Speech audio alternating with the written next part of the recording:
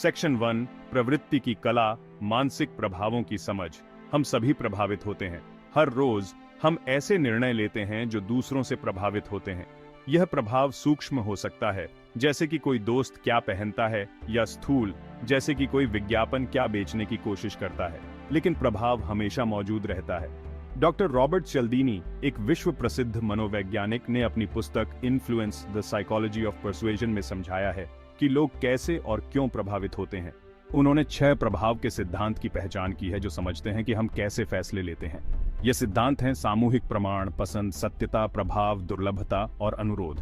ये सिद्धांत हमारे जीवन के हर पहलू में काम करते हैं, खरीदारी के फैसले लेने से लेकर नए रिश्ते बनाने तक। इन सिद्धांतों को समझकर हम अपने आसपास के प्रभावों के प्रति अधिक जागरूक हो सकते हैं और अपने जीवन में उनका प्रयोग करने के तरीके के बारे में जान सकते हैं।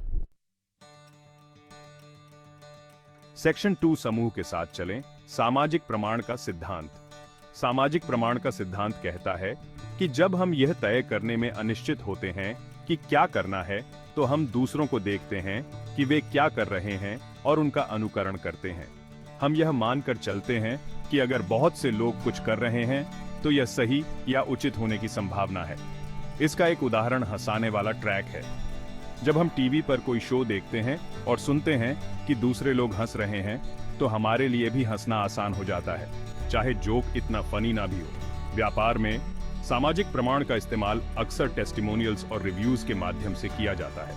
जब हम देखते हैं कि दूसरे लोगों ने एक निश्चित उत्पाद या सेवा का आनंद लिया है, तो हमारे लिए भी उसे आजमाने की संभावना बढ़ जाती है। सामाजिक प्रमाण एक शक्तिशाली टूल हो सकता है, लेकिन इसका इस्तेमाल धोखा देने के लिए भी किया जा सकता है। इसलिए यह महत्वपूर्ण है कि हम अपने आसपास के प्रभावों के प्रति जागरूक रहें और अपने लिए सोचें। सेक्शन 3, अनुकरण करो, विश्वास करो।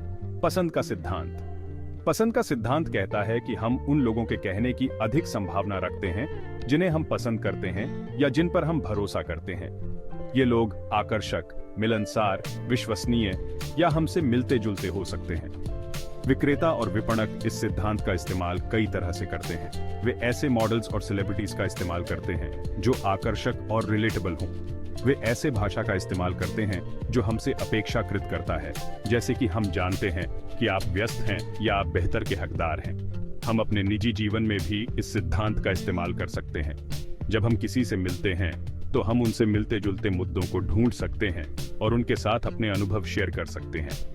यह उनके साथ एक रिश्ता बनाने में मदद कर सकता है और उन्हें हमारे प्रति अधिक ग्रहणशील बना सकता है। सेक्शन 4, हाँ कहने की आदत। सत्यता का सिद्धांत। सत्यता का सिद्धांत कहता है कि एक बार जब हम कोई निर्णय ले लेते हैं तो हम उसे सही ठहराने के लिए कार्य करने की अधिक संभावना रखते हैं, चाहे वह सही हो या गलत। हम यह अपने विश्वासों और मूल्यों के साथ स्थिर रहने के लिए करते हैं। इसका एक उदाहरण foot in the door technique है। यह तब होता है जब कोई विक्रेता हमें पहले कोई छोटी चीज करने के लिए राजी करता है, जैसे कि कोई सर्वे भरना या कोई फ्री सैंपल लेना।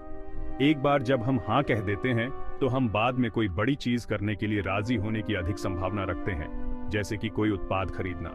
सत्यता का सिद्धांत हमें यह समझने में मदद कर सकता है कि लोग अपने विश्वासों और मूल्यों से कैसे चिपके रहते हैं, और हम इसका इस्तेमाल अपने आप को और दूसरों को बेहतर निर्णय लेने में मदद करने के लिए कर सकते हैं।